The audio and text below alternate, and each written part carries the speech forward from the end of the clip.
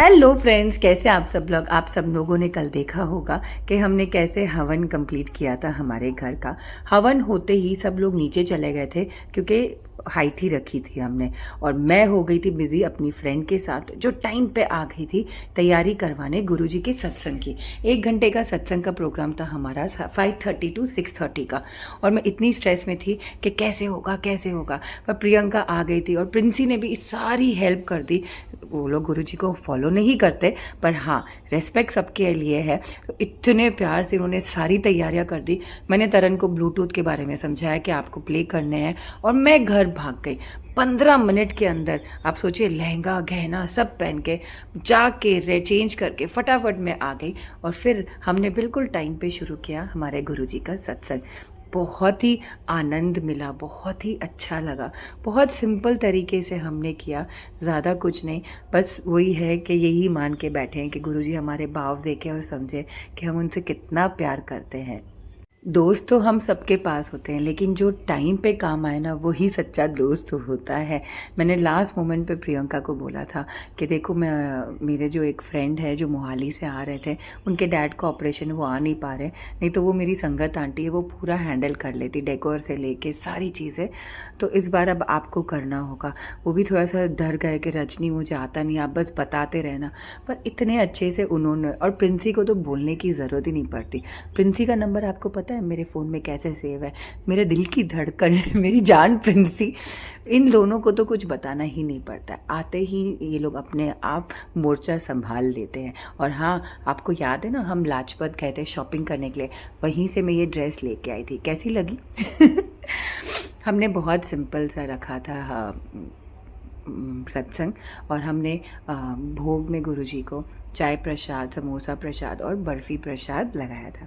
वही हमने सब लोगों को वहाँ पे प्रसाद दिया था खाने के लिए। पविका को तो बुखार थी, जब वो दिल्ली आई तब भी बुखार थी। नानी हाउस गई थी रुड़की, और इतना घूम घूम के आते आते उसको बुखार हो गई थी।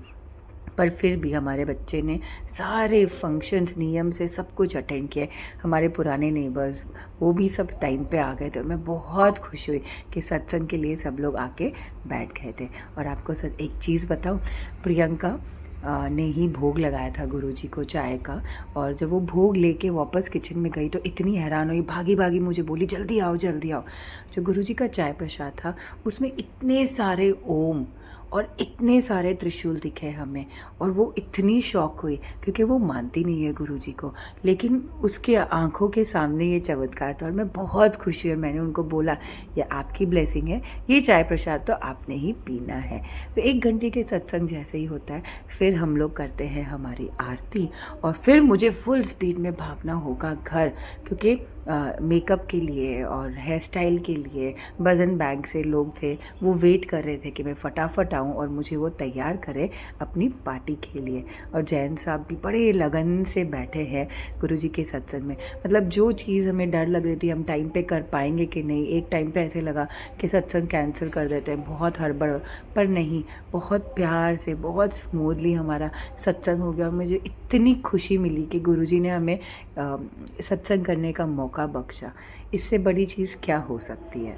तो जब हमारे पास मुहूर्त की डेट्स आई थी कि हवन जो है 7 तारीख को होना, गृह प्रवेश 8 जुलाई को होना, मैं और जैन साहब इतने ज़्यादा खुश हुए क्योंकि 7 जुलाई को ना गुरुजी का बर्थडे है। उनके बर्थडे के दिन अगर हमें ये मौका मिल रहा है कि हम घर पे हवन रखें और उनका सत्संग रखें, तो इससे बड़ी खुशी क्या है। तो इसीलिए हमने फटाफट ये, हाँ, जो मुहूर्त था वो बोल दिया कि हमें इस मुहूर्त में ही करना है। और दूसरी बात, दिवाली तक इंतज़ार नहीं कर सकते। अगर घर पहले रेडी हो गया तो हम शिफ्ट होना चाहेंगे। बाबा इतना किराया लगता है, वहाँ तो कहीं बचाएंगे ना, क्योंकि अब EMI भी लगने वाली है घर की। तो मेरे मम्मी पापा थे जिनको आपने देखा, तरन, ये मेरी भाभी, ये मेरे भाई, अभी थोड़ी देर में बच्चे भी आने वाले हैं। खूब मज़ा किया मैंने यहाँ पे।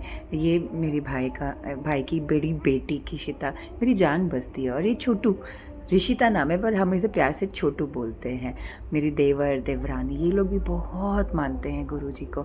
और मेरी देवरानी तो इतना मानती है कि उसकी जो बेटी है ना वो भी गुरुजी की ही देन है। बहुत टाइम बाद हुई और हम सब बड़ी खुशी मनाते हैं उसके आने की। मेरी बहन मेरी बड़ी मम्मी की बेटी है और ये है मेरी बेस्ट फ्रेंड प्रियंका गोयल। मतलब मोटा मोटी मैंने आपको सब लोगों से इंट्रोड्यूस करवा दिया जो उस वक्त वहाँ पे थे।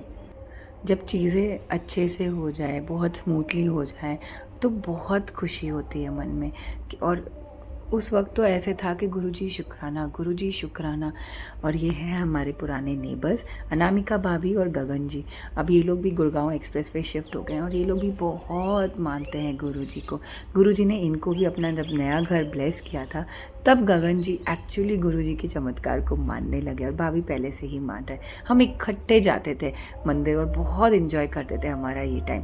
और ये हमारे दूसरे नेबर्स हैं ज्योति और विक्रम, ये भी हमारे पुराने नेबर्स हैं। और हम सब अभी कई बार होता था कि त्यौहार इकट्ठे मनाते थे जब एक ही सोसाइटी फ्लैट में रहते थे, बहुत एंजॉय करते थे।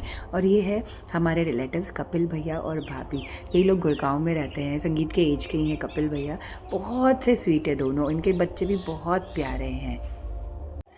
जहाँ इतनी टेंशन थी पिछले 2.5 महीने से कि कैसे होगा, सब सही होगा कि नहीं, कोई नाराज़ नहीं हो जाए, सब प्यार से हो जाए, सब तरीके से हो जाए, आने वाले गेस्ट भी खुश हो जाए, वहाँ पे गुरुजी ने हम पे बहुत मेहर करी और सब चीज़ इतने प्यार से इतने अच्छे से हुए मैं आपको बता ही नहीं सकती। लेकिन जैन साहब के मुंह से एक बार नहीं निकला, हाँ तुमने सब कुछ अच्छा किया और तुमने बहुत अच्छे से अरेंजमेंट किया। एक औरत को ना कोई कुछ भी बोले ना बोले कोई फ़र्क नहीं पड़ता, पर उसके पति की अप्रिसिएशन ज़रूर चाहिए होती है। और जैन साहब तो बोल ही नहीं पाते। फंक्शन के बाद मैंने 3 बार उनको पूछा कि आप मेरा एक बार भी नहीं बोल सकते हैं? फिर वो हंसते, नहीं सब अच्छा था। आदमी ऐसे ही होते हैं, एक्सप्रेसिव होते ही नहीं हैं। गला मेरा बैठा जा रहा है फंक्शन के बाद से, क्योंकि इतना बोलना, इतना काम भागा दौड़ी से गले पे बहुत इफ़ेक्ट पड़ा है। बस इस तरीके से संपन्न हुआ गुरुजी का हमारा सत्संग।